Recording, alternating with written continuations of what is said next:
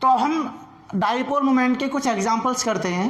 जैसे बेटा एग्जांपल में क्या है हमारा, हमने 3 एग्जांपल लिए। एक तो हमने लिया है CH4, दूसरा हमने क्या लिया है NH3, और एक हमने लिया बेटा वाटर। तो हम बताना ये है कि इन तीनों में से डाइपोल मोमेंट किसका ज़ीरो होगा और किसका डाइपोल मोमेंट ज़ीरो नहीं होगा। इन चीज़ों को हमें सीखना है, राइट। बस आपको मैंने पिछले लेक्चर में क्या कराया था, लास्ट लेक्चर में मैंने कराया था उसमें कि भाई डायरेक्शन कैसे होती है, पॉजिटिव टर्मिनल से नेगेटिव टर्मिनल की तरफ या less electronegative element to high electronegative element की तरफ डाइपोल मोमेंट की डायरेक्शन होती है, ठीक है ना। अब हमने क्या बोला बेटा, कार्बन, इसके पास में hydrogen hydrogen hydrogen hydrogen, nitrogen हमारा 3 हाइड्रोजन ऐसे लगे होंगे, इसके पास में एक लोन पेयर है बेटा। ऐसे हमारा क्या होगा, ऑक्सीजन है, ऑक्सीजन में स्ट्रक्चर ये रहा लोन पेयर। हालांकि बेटा CH4 जो होगा वो टेट्राहेड्रल जियोमेट्री में होता है ना। तो ये भी क्या होगा, हमने इस टाइप से लिख दिया है, उसका भी आंसर इस टाइप से आएगा, इसको आप क्लियरली समझ पाएंगे। तो हमने क्या कहा, कार्बन हाइड्रोजन के एक बॉन्ड को किया कंसिडर, किसी एक बॉन्ड को, 4 बॉन्ड है लेकिन एक बॉन्ड को कंसिडर करेंगे। इन दोनों में से दोनों डिफरेंट एटम है, इधर कार्बन इधर हाइड्रोजन, दोनों में से ज़्यादा इलेक्ट्रोनेगेटिव एलिमेंट कौन, कार्बन है, नेगेटिव चार्ज, हाइड्रोजन पर पॉजिटिव चार्ज है, सभी पर यही कंडीशन रहेगी। डायरेक्शन कहाँ से कहाँ पर रहेगा, पॉजिटिव से नेगेटिव की तरफ, देख लो। और हाइड्रोजन में इसमें भी क्या होगा, पॉजिटिव से नेगेटिव की तरफ, दोनों एक दूसरे डायरेक्शन क्या अपोजिट में है, कैंसिल आउट। इसी टाइप से यहाँ पर दिखाएंगे आप लोग, डायरेक्शन यहाँ पर भी और इसकी डायरेक्शन भी क्या होगी, दोनों की अपोजिट होगी। तो भाई सारे क्या होंगे, कैंसिल आउट हो जाएगा, तो म्यू इज इक्वल टू 0। तो यहाँ पर डाइपोल मोमेंट की डायरेक्शन क्या आएगी, 0 आएगी। Got it. अच्छा, अमोनिया की तरफ चले हम लोग। अब अमोनिया में क्या कह रहा है बेटा, हाइड्रोजन और नाइट्रोजन है, ज़्यादा इलेक्ट्रोनेगेटिव वाली नाइट्रोजन है, कम इलेक्ट्रोनेगेटिव वाला हाइड्रोजन है। तो डायरेक्शन देखो इस टाइप से, डायरेक्शन देखिएगा इस टाइप से, डायरेक्शन देखना इस टाइप से होगी। और लोन पेयर की डायरेक्शन क्या होती है, हमेशा ऊपर की तरफ होती है। तो सारे डाइपोल डायरेक्शन आपस में जुड़ रहे हैं, डायरेक्शन एक तरफ जा रही है, तो यहाँ पर mu is not equal to 0, मतलब कुछ ना कुछ वैल्यू यहाँ पर निकल के आएगा। Got it. हमें केवल डायरेक्शन दिखानी है बेटा, क्या दिखानी है, डायरेक्शन दिखानी है बस। नेक्स्ट हमारा क्या होगा, वाटर है, बिल्कुल ऐसे। ऑक्सीजन और हाइड्रोजन में ऑक्सीजन ज़्यादा इलेक्ट्रोनेगेटिव एलिमेंट है, यहाँ पर कम इलेक्ट्रोनेगेटिव एलिमेंट है। डायरेक्शन हमारी देखो इस टाइप से। और लोन पेयर है, डायरेक्शन दोनों की लोन पेयर देखो इस टाइप से होगी। तो ये भी डायरेक्शन क्या है, एक तरफ से हो रहा है, तो mu also is not equal to 0। तो हम किसी भी मॉलिक्यूल में डाइपोल मोमेंट 0 है या 0 नहीं है, उस टाइप से आप बहुत आराम से क्लियरली नोट डाउन कर सकते हैं, इसको निकाल सकते हैं। Got it, right. तो ये चीज़ आपका यहाँ पर हुआ। अब हम और एग्जाम्पल दें। एक एग्जाम्पल हम लेते हैं बेटा, ये एग्जाम्पल हो गया, फर्स्ट एग्जाम्पल हमने इस टाइप से ले लिया है। सेकेंड एग्जाम्पल मैंने ले लिया है BF3, boron trifluoride, boron trifluoride. अब बोरॉन ट्राइफ्लोराइड में देखते हैं कि डाइपोल मोमेंट कैसे होगा। तो क्या करें बेटा, हम लोग डाइपोल मोमेंट कैसे निकालते हैं। सबसे पहले मैं इसका F और यहाँ पर F, राइट। तो हमने इसका स्ट्रक्चर बनाया, ट्राइगोनल प्लेनर होगा। तो बोरॉन और फ्लोरीन में ज़्यादा इलेक्ट्रोनेगेटिव एलिमेंट कौन, पोलर बॉन्ड है ये। इस पोलर बॉन्ड में ज़्यादा इलेक्ट्रोनेगेटिव एलिमेंट है, तो डायरेक्शन क्या होगी बेटा, इस तरफ होगी, डायरेक्शन इसकी इस तरफ होगी और डायरेक्शन इसकी इस तरफ होगी ऐसे।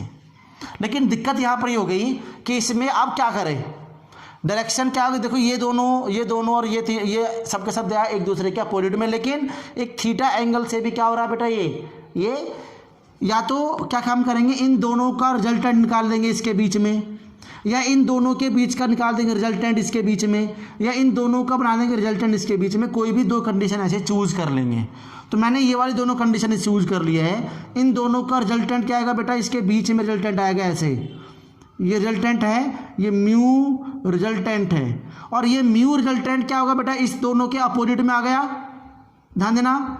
ये म्यू रिजल्टेंट, इसको हमने क्या बोल दिया, μ1, इसको μ2 बोल दिया, इसको μ3 बोल दिया। तो रिजल्टेंट निकालने के बाद में क्या बोल देंगे, इसमें μr become equal to the μ3। μ3 है ना, इक्वल है बट अपोजिट है भाई, एक दूसरे के अपोजिट है ना, सो दे कैंसिल आउट, कैंसिल आउट, ये कैंसिल आउट हो जाएगा। कैंसिल आउट होगा तो क्या होगा, म्यू इज इक्वल टू यहाँ पर क्या आएगा, 0 आ जाएगा, देख लो। तो किसी भी मॉलिक्यूल का आप लोग डाइपोल मोमेंट बहुत आराम से, बहुत आसानी से निकाल सकते हैं। Got it. थर्ड एग्जांपल देखें, और थर्ड एग्जांपल देखें, PCl5 फॉस्फोरस पेंटाक्लोराइड। तो बेटा फॉस्फोरस पेंटाक्लोराइड की जो जियोमेट्री होगी वो ट्राइगोनल, वो निकालना सिखाएंगे आपको आगे, हाइब्रिडाइजेशन नाम का टॉपिक होगा, उसमें सब कुछ निकालना सीखेंगे। Trigonal bi pyramidal, trigonal bi pyramidal इसकी जियोमेट्री है भाई। कैसे, देखो ध्यान से, फॉस्फोरस है, क्लोरीन क्लोरीन क्लोरीन, ये क्या होगा हमारा, ट्राइगोनल हो गया भाई, और एक पिरामिड ऊपर क्लोरीन का, एक पिरामिड नीचे क्लोरीन का। अब इसका मैं डाइपोल मोमेंट निकालना चाह रहा हूं। तो भाई डाइपोल मोमेंट का देखो, फॉस्फोरस और क्लोरीन में किसी एक बॉन्ड को देखो कि ये पोलर है या नॉन पोलर है, पोलरिटी है इसके बीच में है, हाँ बिल्कुल है। फॉस्फोरस है, क्लोरीन है, दोनों डिफरेंट एटम है तो बिल्कुल पोलरिटी होगी। ज़्यादा इलेक्ट्रोनेगेटिव एलिमेंट कौन, क्लोरीन है, तो बेटा इसका डायरेक्शन देखो इस टाइप से, इसका डायरेक्शन देखो इस टाइप से, ये तो कैंसिल आउट होगा दूसरे। अब मैं इसकी बात करूँ, इन दोनों में, इसमें डायरेक्शन क्या होगी, देखो ये रही, इसमें डायरेक्शन क्या होगी हमारी, ये रही, और इसमें डायरेक्शन क्या होगी हमारी, ये रही। अब प्रॉब्लम ये आ गई कि जो ये प्लेनर है इसमें दो डाइपोल या दो डायरेक्शन जो है वो थीटा एंगल से क्या हो रही है बेटा, थीटा एंगल से क्या हो रही है, डिफरेंस आ रहा है थीटा एंगल से। तो मैं क्या कर दूंगा, इसका रिजल्टेंट निकाल दूंगा, और रिजल्टेंट बेटा क्या होता है, इसके बीचों बीच रिजल्टेंट आता है ऐसे, इसको मैं थोड़ा डार्क बनाता हूँ, ये रिजल्टेंट है, इन दोनों का रिजल्टेंट आ गया, इसको बोल दिया म्यू आर, और ये म्यू आर और ये जो आपका ये है, ये दोनों क्या हो गए, एक दूसरे कैंसिल आउट हो जाएंगे, बिल्कुल इक्वल है, और ये पहले से कैंसिल आउट हो गए, अपोजिट डायरेक्शन में है। इन दोनों का रिजल्टेंट जो डार्क ब्लैक कलर का आया है, ये डार्क ब्लैक कलर का इन दोनों के अपोजिट हो गया, तो इसका भी म्यू इज इक्वल टू, अब mu is equal to 0, mu is equal to 0। देख लीजिए आप लोग कैसे कैसे किस टाइप से आप क्वेश्चन निकाल पा रहे हैं, किस टाइप से आप लोग क्वेश्चन को निकाल पा रहे हैं। बहुत इंपॉर्टेंट क्वेश्चन है, बहुत इंपॉर्टेंट टॉपिक है, ठीक बेटा। तो जरा फटाफट से आप लोग इसको नोट डाउन करिए, फिर एक क्वेश्चन, दो क्वेश्चन और करते हैं, और जो हमारा कॉम्पिटिटिव लेवल से हमारा डाइपोल मोमेंट के क्वेश्चन पूछता है वो भी मैं कराने जा रहा हूँ। फटाफट से आप लोग तीनों एग्जाम्पल्स को अच्छे से करना, किसी भी मॉलिक्यूल में। जैसे एक एग्जाम्पल और दे दूँ बेटा, मैं CO2 ले लेता हूँ, कार्बन डाइऑक्साइड। अब कार्बन डाइऑक्साइड में मैं इसका स्ट्रक्चर निकाल दूँ, carbon double bond O, double bond O। अब कार्बन ऑक्सीजन दो डिफरेंट एटम है, ज़्यादा इलेक्ट्रोनेगेटिविटी की इसकी ऑक्सीजन, डबल है ट्रिपल है, इससे कोई मतलब नहीं होता बेटा, ये नहीं जरूरी सिंगल बॉन्ड ही हो, बस बॉन्ड देखिएगा, इसके बीच में पोलरिटी होगी, और पोलरिटी में नेगेटिव चार्ज यहाँ पर, पॉजिटिव चार्ज यहाँ पर, डायरेक्शन क्या होगी बेटा, इस तरफ होगी। सेम केस इस तरफ भी होगा, दोनों अपोजिट में है, तो यहाँ पर म्यू इक्वल टू क्या आएगा, 0 आएगा। बस ये वेक्टर एडिशन जो होगा ना, इस वेक्टर एडिशन को देख लेना, मैंने 3 केस कराए थे आपको, तीनों केस कराए थे, और तीनों केस बहुत अच्छे से आपको समझ में आ गए होंगे। जल्दी से नोट डाउन करो, केस फर्स्ट, एग्जाम्पल फर्स्ट है, एग्जाम्पल सेकंड है। देख लीजिए एग्जाम्पल सेकंड में BF3 में 0 आता है, वरना बच्चे क्या करते हैं, इज़ नॉट इक्वल टू 0, क्योंकि दोनों की डायरेक्शन क्या होगी, कुछ एक तरफ से दिख रही है, लेकिन उसका क्या निकलेगा, रिजल्टेंट निकलेगा। रिजल्टेंट वाले केस को हमें डार्क कर देना होता है, क्योंकि ये अलग से स्पेशल टाइप का होता है, रिजल्टेंट निकलता है इन दोनों का। और ये रिजल्टेंट μr और μ3 दोनों एक दूसरे के इक्वल हो गए, अपोजिट हो गए देखो, और बट अपोजिट है एक दूसरे के, है ना, तो इसका मतलब μr इक्वल टू माइनस μ3 है, तो दोनों एक दूसरे को कैंसिल आउट कर देगा, राइट, इसलिए म्यू क्या आ जाएगा बेटा, 0 आ जाएगा। गॉट इट, बात यहाँ तक आप समझ रहे हैं क्लियरली, गुड, बहुत बढ़िया। अब आगे हम कंटिन्यू करते हैं, इसको हम अदर एग्जांपल लेते हैं कि डाइपोल मोमेंट और किस किस फॉर्म में हम निकाल सकते हैं। सही है, चलिए आगे देखिए हम लोग। मैं इसको रफ कर रहा हूँ बेटा, नोट कर लेना अच्छे से, आपको नोट कर लीजिए क्योंकि नोट करना ज़रूरी है, सारे एग्जाम्पल्स को नोट करना ज़रूरी है बेटा। CH3NH3 वाटर के अंदर डाइपोल कैसे निकाला है, केवल डायरेक्शन बनानी है और डायरेक्शन को जोड़ना है, इन डाइपोल मोमेंट की डायरेक्शन को जोड़ना है और कुछ नहीं करना है, कुछ भी नहीं करना बेटा। और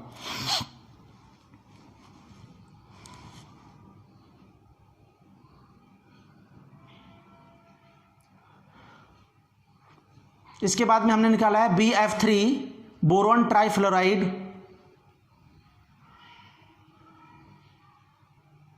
और थर्ड एग्जांपल किया हमने फास्फोरस पेंटाक्लोराइड, जिसका ज्योमेट्री है ट्राइगोनल बाइपिरामिडल, इस टाइप से बनती है। इन स्ट्रक्चर को हम बनाना सीखेंगे। टॉपिक आएगा हमारा हाइब्रिडाइजेशन, जो हम वहाँ पर अच्छे से क्लियरली पढ़ेंगे, सीखेंगे, और उनके बहुत सारे क्वेश्चन भी हम लोग सॉल्व करेंगे, राइट। अभी केवल हम डाइपोल मोमेंट पर फोकस कर रहे हैं।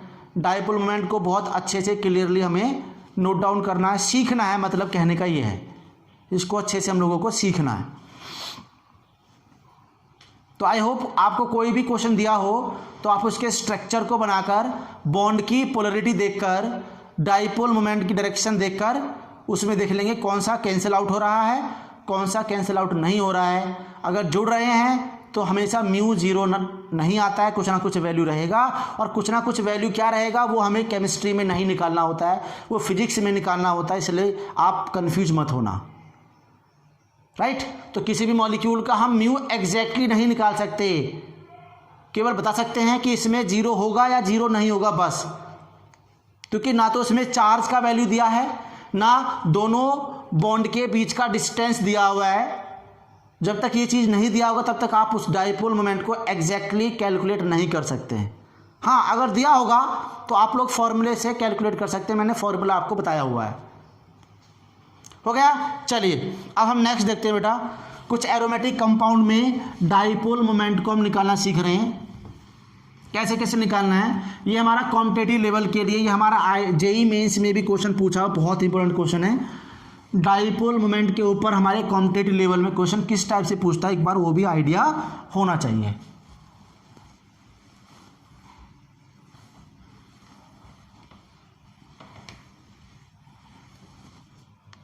चलिए देखते हैं हम लोग यहाँ पर। सबसे पहले ये हमने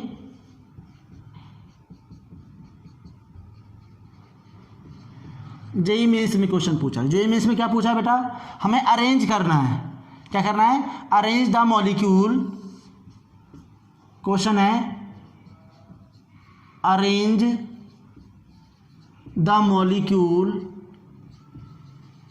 in increasing order of their dipole moment.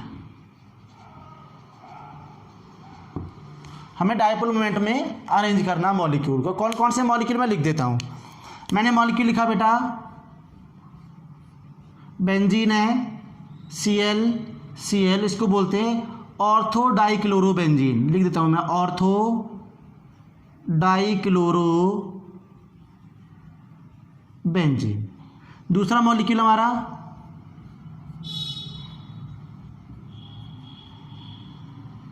Meta dichlorobenzene.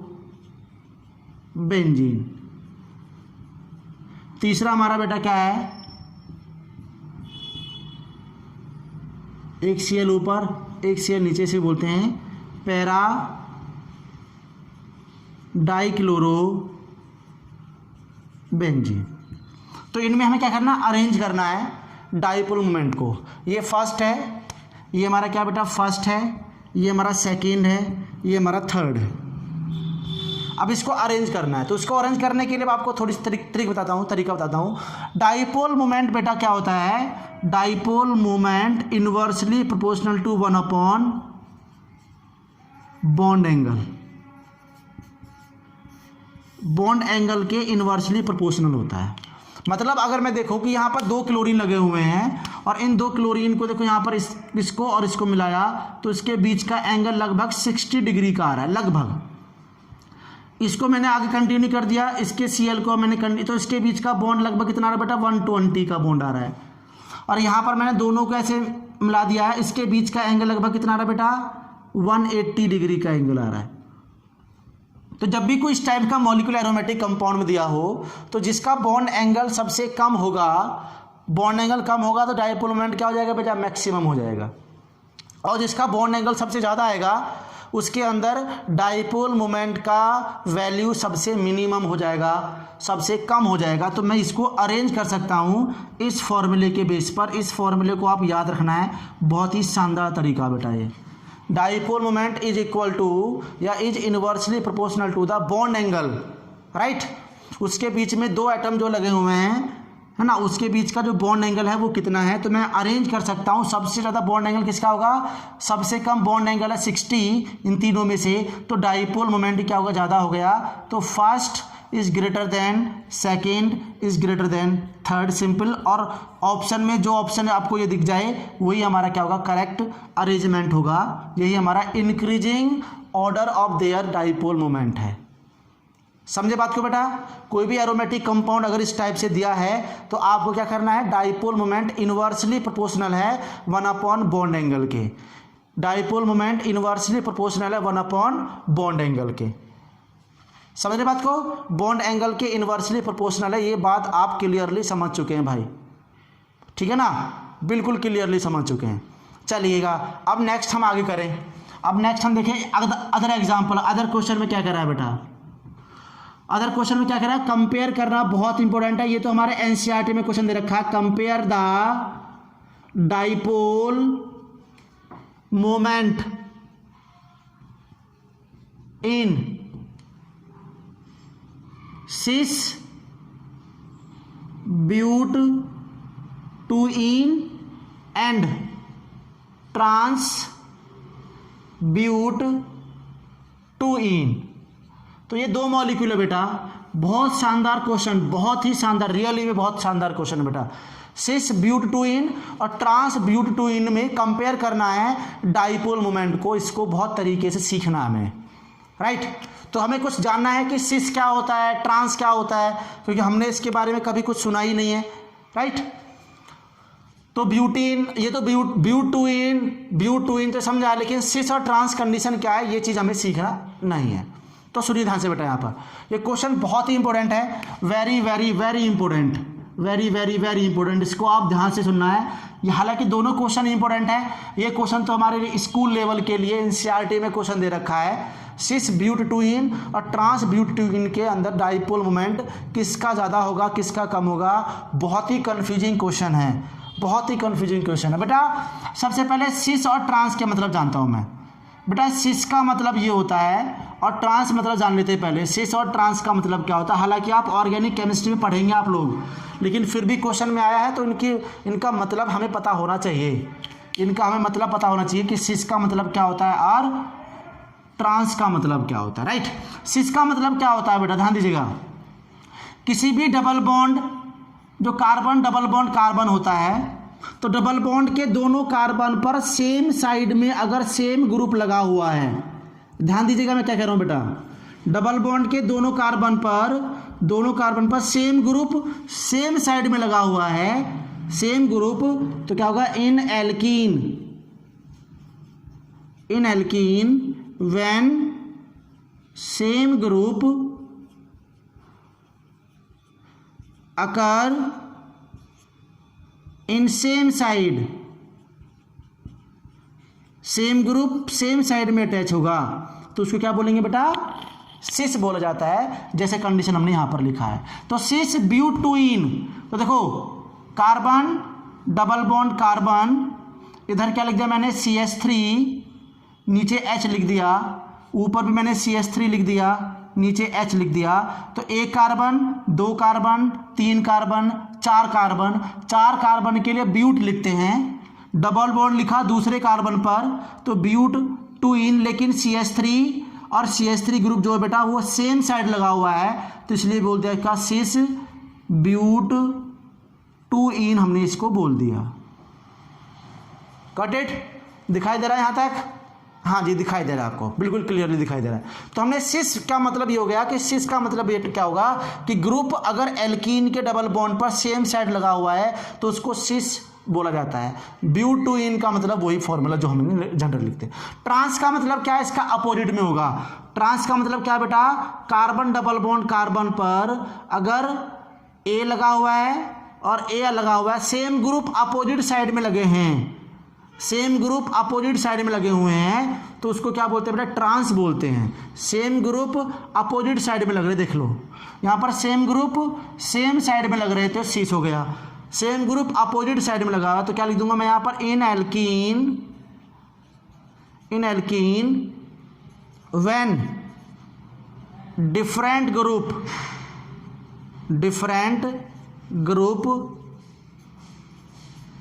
Occur in different side, different group different side में लगे हों तो क्या बोलते हैं, इसको ट्रांस बोलते हैं। जैसे डबल बॉन्ड है, एक तरफ बेटा क्या लगा दिया मैंने CH3, दूसरी तरफ क्या लगा दिया मैंने CH3, यहाँ पर H, यहाँ पर H, तो इसका मतलब क्या होगा, जो CH3 ग्रुप अपोजिट साइड में आ गया जिसको हमने क्या बोल दिया बेटा, ट्रांस ब्यूट टू इन, यही हमारा क्या होगा फॉर्मूला होगा।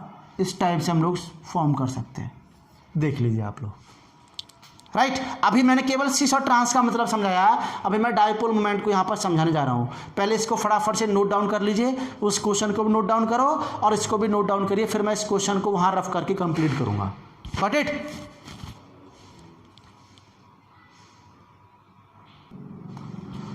हाँ तो बच्चों अब जरा सीख देखें यहाँ पर, तो हमने यहाँ पर क्या देख लिया कि सिस 2-ब्यूटीन का स्ट्रक्चर पता चल गया हमें कैसे करना है, और ट्रांस 2-ब्यूटीन का हमें स्ट्रक्चर पता चल गया कि CH3 जो है बेटा वो हमारे अपोजिट साइड में है तो सिस ट्रांस बोल दिया, सेम साइड में है तो सिस बोल दिया। अब हमें क्या काम करना है, डायपोल मोमेंट को कंपेयर करना कि दोनों में से किस में ज़्यादा होगी किस में कम होगी।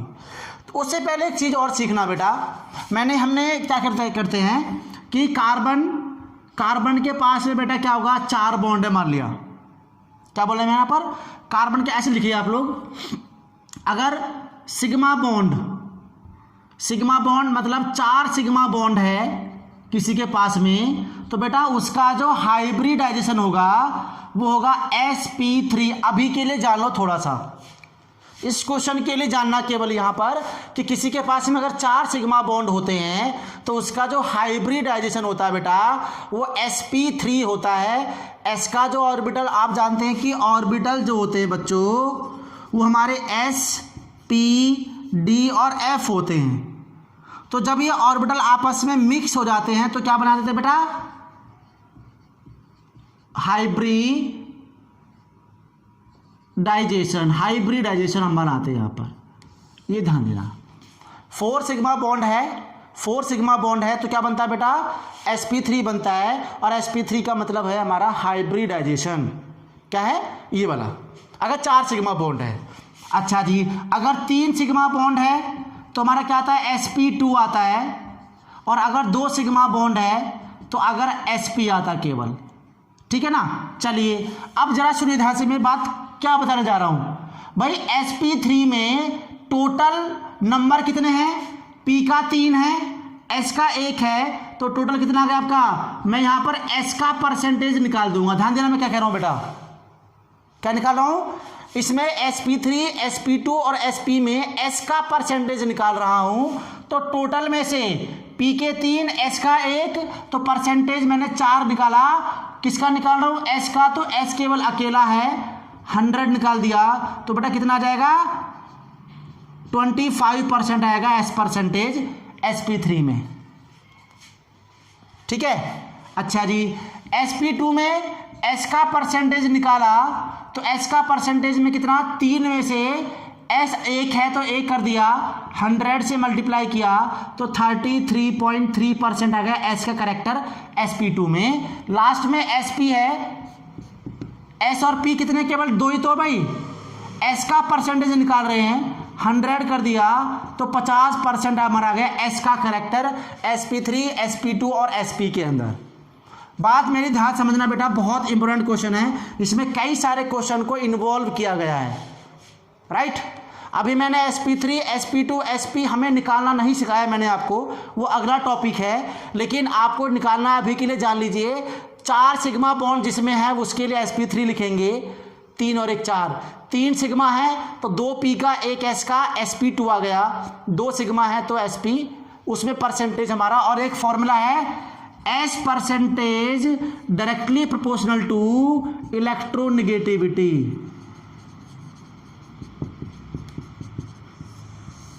समझ गए बात को? जितना S का करेक्टर ज़्यादा होगा उतना उसमें इलेक्ट्रोनेगेटिविटी ज़्यादा होगी, उसमें उतना इलेक्ट्रोनेगेटिविटी ज़्यादा होगी। तो भाई मैं आप बता सकता हूँ कि sp, sp2, sp3 में से S का करेक्टर किसका ज़्यादा आ रहा है? sp ज़्यादा इलेक्ट्रोनेगेटिव होगा, sp2 कम होगा और sp3 बहुत ही कम होगा। ये इनका ऑर्डर है, इलेक्ट्रोनेगेटिविटी का ऑर्डर। किसका ऑर्डर बेटा? इलेक्ट्रोनेगेटिविटी का ऑर्डर। ऑर्डर ऑफ इलेक्ट्रोनेगेटिविटी है, ध्यान दीजिएगा आप लोग यहाँ पर। ऑर्डर ऑफ इलेक्ट्रोनेगेटिविटी का है, ऑर्डर है हमारा sp, sp2 और sp3। sp, sp2 और sp3 ये हमारा क्या है? ऑर्डर है, ठीक है ना। इस टाइप से हम लोग यहाँ पर नोट डाउन कर लेंगे। अब सुनो ध्यान से, यहाँ पर ये मैंने प्रीफेस बनाया इस क्वेश्चन को समझने के लिए। अब मैं सिस ब्यूटी लिख रहा हूँ, ध्यान देना बेटा। Carbon double bond carbon H H, यहाँ पर हमने क्या कर दिया? CH3, ये CH3। फिर मैंने ट्रांस ब्यूटीन लगा दिया, कार्बन डबल बॉन्ड कार्बन, ये CH3, फिर यहाँ पर आपका CH3, यहाँ पर H, यहाँ पर H। Got it? ये मैंने 2 कंपाउंड लिख दिए सिस ब्यूटेन। अब मुझे जानना ये है कि भाई इस कार्बन और कार्बन की तो से मैंने इसको H यहाँ लगा दिया, ऐसे कंफ्यूज नहीं होना है, ये H यहाँ पर है। कार्बन और कार्बन की इलेक्ट्रोनेगेटिविटी तो सेम होनी चाहिए, तो यहाँ पर काहे का डायपोल मोमेंट? भाई 2 सेम एटम अगर बीच में बॉन्ड है, 2 सेम एटम के बीच में कोई कोवेलेंट बॉन्ड है तो वहाँ पर पोलरिटी नहीं होती है, वहाँ पर डाइपोल मोमेंट क्या होता है बेटा? 0 होता है। लेकिन सिस ब्यूटीन और ट्रांस ब्यूटीन में कुछ स्पेशल केस हो रहा है, वही मैंने आपको सिखाया है। भाई CH3 मैं अगर बात करूँ बेटा, CH3 के अंदर कितने हाइड्रोजन हैं? 3 हाइड्रोजन। इसके अंदर कितने हाइड्रोजन हैं? 3 हाइड्रोजन। तो जरा बोलिए कितने इस कार्बन के चारों तरफ कितने सिग्मा हो गए? 1 सिग्मा, 2 सिग्मा, 3 सिग्मा, 4 सिग्मा। तो 4 सिग्मा के लिए बेटा क्या आएगा? sp3 आएगा। समझ लो ध्यान से, इसके पास भी 4 सिग्मा है तो sp3 आएगा। लेकिन जिससे कार्बन लगा हुआ है, इस कार्बन की बात करूंगा तो इसमें कितने सिग्मा? 1 सिग्मा तो ये है ही, दूसरा सिग्मा ये हो गया, डबल बॉन्ड में 1 सिग्मा और 1 पाई, हमें केवल सिग्मा काउंट करने हैं, तो यहां पर 3 सिग्मा, तो मतलब sp2 आ गया। मैंने इसका क्या निकाल लिया? हाइब्रिडाइजेशन निकाल लिया। तो इस कार्बन जो CH3 लिखा है उसके लिए sp3 आया, जिससे C डबल बॉन्ड लगा उससे sp2 आया। तो sp3, sp3 में S का करेक्टर कितना परसेंटेज बेटा? 25%। sp2 में S का करेक्टर कितना? 33.3%। दोनों में से S का परसेंटेज मैक्सिमम किस में होगा? 33 वाला। तो ज़्यादा इलेक्ट्रोनेगेटिविटी भी इस कार्बन की होगी ना, जिसमें S का करेक्टर ज़्यादा होगा। तो इन दोनों में से S का करेक्टर ज़्यादा इसका हुआ, S का करेक्टर कम इसमें हुआ, तो दोनों की इलेक्ट्रोनेगेटिविटी अगर देखेंगे हम लोग, दोनों की इलेक्ट्रोनेगेटिविटी में इसका ज़्यादा इलेक्ट्रोनेगेटिव हो गया sp2 वाले का, ऊपर वाले का sp3 का इलेक्ट्रोनेगेटिविटी कम हो गया। तो फिर जब दोनों में इलेक्ट्रोनेगेटिविटी का डिफरेंस आ गया तो पोलरिटी जनरेट हो गई। क्या हो गई बेटा? पोलरिटी जनरेट हो गई। तो मैं अगर यहाँ पर लिखूँ, इधर देखो सब लोग ध्यान से, इधर लिखो सब लोग ध्यान से, क्वेश्चन हमारा कंप्लीट हो गया, आप देख लो। तो मैंने जो सिस ब्यूटी लिखा था, C डबल बॉन्ड C, यहाँ पर हमने लिखा था C डबल बॉन्ड C, यहाँ पर हमने बेटा CH3, यहाँ पर हमने CH3, इधर भी H है, इधर H है। तो CH3 का हमारा क्या आया था? sp3 आया था बेटा। और sp3 में कितना परसेंटेज? 25% है इसका। इसका कितना आया था? sp2 आया था 33.3% आया था इसका। तो दोनों में से CH3 में से और CH में से कितना, किसका इलेक्ट्रोनेगेटिव ज़्यादा होगा? ये इलेक्ट्रोनेगेटिव में ज़्यादा होगा। ये इलेक्ट्रोनेगेटिव में कम होगा। डाइपोल की डायरेक्शन क्या होती है, पॉजिटिव से नेगेटिव की तरफ होती है। डाइपोल की डायरेक्शन मिल गई हमें। ऐसे ही एग्जैक्टली इस वाले में भी होगा। ये भी sp3 है 25%, ये हमारा 35, तो डायरेक्शन इसकी भी ऐसे होगी। तो दोनों की डायरेक्शन एक साइड में आ रही है, तो mu is not equal to 0, पहला केस।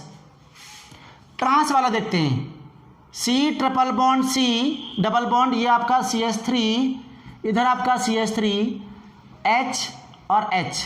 इधर कितना बेटा, CH3 के लिए sp3 आ रहा है, 25% करेक्टर है। यहाँ पर हमने देख लिया था sp2 है 33.3% है। फिर वही केस आया, ये पॉजिटिव और ये आपका नेगेटिव, तो डायरेक्शन यहाँ से यहाँ पर। ऐसे इस वाले CH3 तरफ करें, यहाँ पर भी क्या है, sp3 25%, 33%, डायरेक्शन यहाँ पर आ गई। तो दोनों की डायरेक्शन देखो अपोजिट में आ रही है ट्रांस वाले में, तो यहाँ क्या आएगा, दोनों कैंसिल आउट, तो म्यू इज इक्वल टू 0। तो सिस और ट्रांस के अंदर हमने कंपेयर कर लिया कि भाई सिस वाले की जो कंडीशन होती है, डाइपोल मोमेंट होता है बेटा, वो क्या होता है, मैक्सिमम होता है। क्यों होता है आपको दिख रहा है, मैंने इतना अच्छे से ब्रीफली आपको एक्सप्लेन कराया है, एक एक पॉइंट को समझा के ब्रीफ कराया है। तो मैं इसमें लिख सकता हूं कि सिस ब्यूट 2 have greater dipole moment than trans but 2 ये लो, ये इसका हमने एक्सप्लेन कर दिया। इस चीज को आप लोग देख लो, गॉट इट, समझ गए। तो यहां पर ध्यान रखना है, हमने सिस ब्यूटीन और ट्रांस ब्यूटीन में किस तरह से कंपेयर करना है, किस तरीके से कंपेयर करना है, किसको, डाइपोल मोमेंट को। वो बहुत शानदार, बहुत इंपॉर्टेंट टॉपिक है बेटा। ये हमारे एनसीईआरटी टेक्स्ट बुक में भी क्वेश्चन दे रखा है। एनसीईआरटी टेक्स्ट बुक में क्वेश्चन दे रखा है कि सिस ब्यूटीन और ट्रांस ब्यूटीन में डाइपोल मोमेंट किसका ज़्यादा होता है। तो सिस वाले का ज़्यादा होता है क्योंकि CH3 और CH में 25% CH3 का, इधर भी आपका 25%, क्योंकि इसका भी क्या होगा बेटा, sp3 तो होगा। इस वाले का क्या होगा, इसका sp3 होगा, इस वाले का मतलब 25% है, और इस वाले का क्या होगा आपका 33.3%, क्योंकि sp2 रहेगा ये वाला कार्बन। फिर कंडीशन हो जाएगी, इस पर पॉजिटिव, इस पर डेल नेगेटिव, पॉजिटिव से नेगेटिव की तरफ डायरेक्शन होती है डाइपोल की। तो हमने क्या कर दिया बेटा, इस टाइप से हमने अरेंज कर दिया, दोनों की डायरेक्शन एक साइड में आ रही है, जुड़ जाएगा, ऐड हो जाएगा, तो डाइपोल मोमेंट क्या आएगा, 0 नहीं आएगा, कुछ ना कुछ उसका वैल्यू रहेगा, कुछ ना कुछ उसका वैल्यू रहेगा। ये बात आप ध्यान से अच्छे से नोट कर लीजिएगा, वेरी वेरी वेरी इंपॉर्टेंट। ठीक है ना, सिस ब्यूटीन और ट्रांस ब्यूटीन में इस तरह से हम लोग शो कर सकते हैं।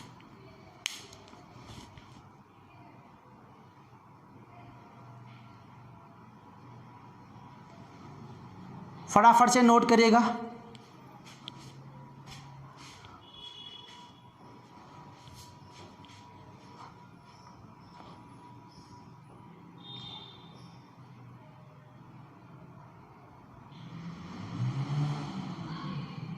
अब कुछ क्वेश्चन करते हैं हम लोग, और डाइपोल मोमेंट के ऊपर कुछ और क्वेश्चन करते हैं, बहुत सारे क्वेश्चन करते हैं हम लोग, और उसमें देखेंगे क्वेश्चन किस किस टाइप से हम लोग इसको, हालांकि मैंने कई सारे क्वेश्चन करा चुका हूं, उसी टाइप से, उसी तरीके से हम लोग हर एक मॉलिक्यूल का डाइपोल मोमेंट निकाल पाएंगे। इस क्वेश्चन को नोट जरूर करना बेटा, इस क्वेश्चन को नोट जरूर करना, बहुत शानदार क्वेश्चन है, बहुत ही इंपॉर्टेंट क्वेश्चन है, राइट। इसको क्वेश्चन को समझ में ना आए तो इस क्वेश्चन को रिपीट करना, लेकिन क्वेश्चन को जरूर करना है, क्योंकि मैंने एक एक पॉइंट को खोल खोल के बताया है, डिस्क्राइब किया है, अच्छे से बताया है, एक्सप्लेन किया तरीके से। तो हर एक पॉइंट पर आपको देखना है तरीके से कि इलेक्ट्रोनेगेटिविटी किसकी ज़्यादा होगी, इलेक्ट्रोनेगेटिविटी कम किसकी तरफ होगी, तो ये देखना है हम लोगों को।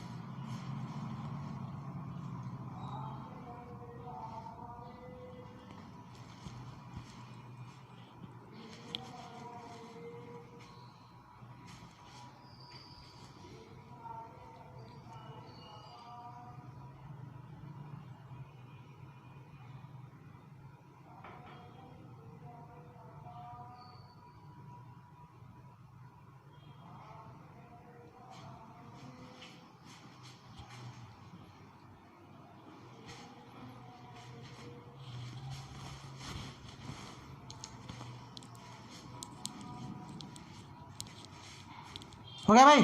चलिए मैं इसको रब कर देता हूँ, ये नोट डाउन कर लिया। अब भी नहीं हुआ है तो आप लोग वीडियो को पॉज करके उसको नोट डाउन कर लेना अच्छे से, ठीक है। अब आगे हम करते हैं बेटा, एक क्वेश्चन और करते हैं हम लोग, डाइपोल मोमेंट के ऊपर क्वेश्चन एक और करते हैं कि आपको इसका डाइपोल मोमेंट निकालना है।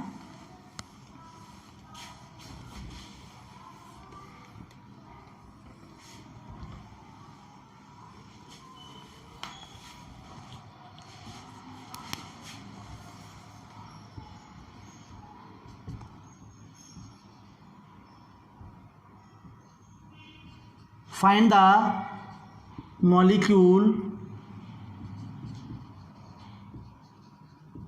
which have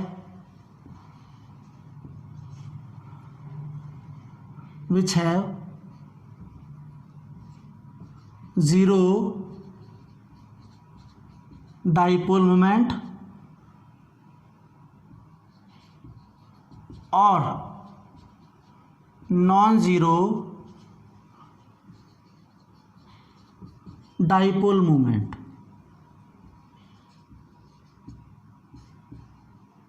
सही है। पहला एग्जांपल है बेटा हमारा BeCl2, beryllium dichloride. Next question है हमारा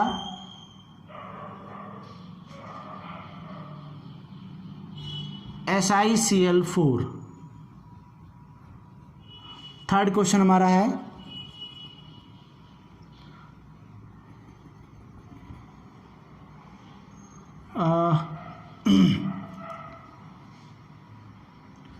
H2SO4।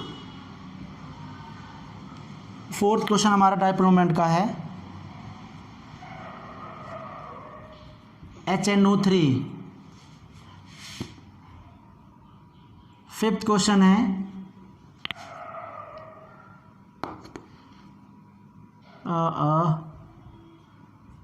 KMNO4। सिक्स्थ क्वेश्चन हमारा है सिक्स्थ क्वेश्चन हम क्या करेंगे बेटा, ICl5। Got it. Seventh question है हमारा IF7। ये हमारा क्वेश्चन है, ये हमारे क्या क्वेश्चन है आज के लिए, जो हमें क्वेश्चन को ये सॉल्व करना है। इन क्वेश्चंस को हमें क्या करना है बेटा, सॉल्व करना है। ये हमारे क्वेश्चन हमारे लिए क्या रहेगा, होमवर्क रहेगा। अगली क्लास में, नेक्स्ट क्लास में हम लोग इनको सॉल्व करेंगे। आपको ये क्वेश्चन सॉल्व करके मेरे व्हाट्सएप ग्रुप पर सेंड करना, सबसे पहले तो ये काम करना आपको। जो क्वेश्चन नहीं होता कोई दिक्कत नहीं, मेरे व्हाट्सएप पर इसको सेंड करिएगा। जो क्वेश्चन नहीं होता इन 7 क्वेश्चन में से, जो क्वेश्चन आपको प्रॉब्लम क्रिएट कर रहा है, आपको नहीं हो रहा है, आप इसको सॉल्व करने में सॉल्व नहीं कर पा रहे हैं, तो आप इस क्वेश्चंस को, जो भी क्वेश्चंस आपको नहीं हो रहा है, उसे मेरे व्हाट्सएप पर आप एक सेंड कर देंगे, राइट। या आप कॉल करके भी उसे पूछ सकते हैं इस क्वेश्चंस को, राइट। तो ये बेटा हमारे लिए क्वेश्चन होमवर्क रहेगा। अगली क्लास में, नेक्स्ट क्लास में हम इसी क्वेश्चन से स्टार्टिंग करेंगे। पहले तो अगली क्लास में हम इसी क्वेश्चन से स्टार्टिंग करेंगे, इन क्वेश्चंस को पहले सॉल्व करेंगे। पहले आप ट्राई ज़रूर करेंगे, क्योंकि मैंने बहुत सारे क्वेश्चन आपको सॉल्व करा चुका हूँ, बहुत सारे क्वेश्चन मैं सॉल्व करा चुका हूँ। तो आप ग्रांटेड, इतना विश्वास है आपको कि ये क्वेश्चन आप बहुत तरीके से निकाल पाओगे। नहीं निकल पाता है कोई दिक्कत नहीं, हाँ ट्राई ज़रूर करना बेटा। अगर ट्राई नहीं करेंगे, ट्राई ही नहीं करेंगे, तो आप लोग क्वेश्चन तो फटाफट बोल देंगे भैया ये तो क्वेश्चन हो गए। तो ये क्वेश्चन आपको ट्राई करने हैं।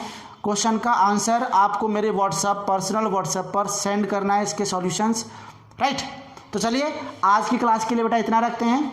अगली क्लास में एक नया टॉपिक लाएंगे, फजान रूल, पोलराइजेशन इफेक्ट, जो रियली में बहुत इंपॉर्टेंट है। Exam entrance exam point of view से ये इतना इंपॉर्टेंट है कि बहुत सारे क्वेश्चन आपको एग्जाम में पूछे हुए हैं।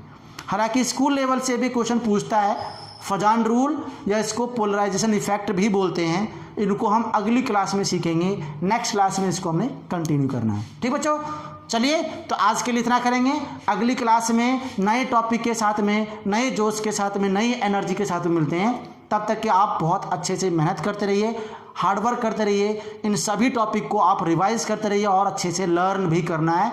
और सभी क्वेश्चंस को आपको प्रैक्टिस करना बेटा, राइट। तो चलिए गुड बाय, अगली क्लास में मिलते हैं हम लोग।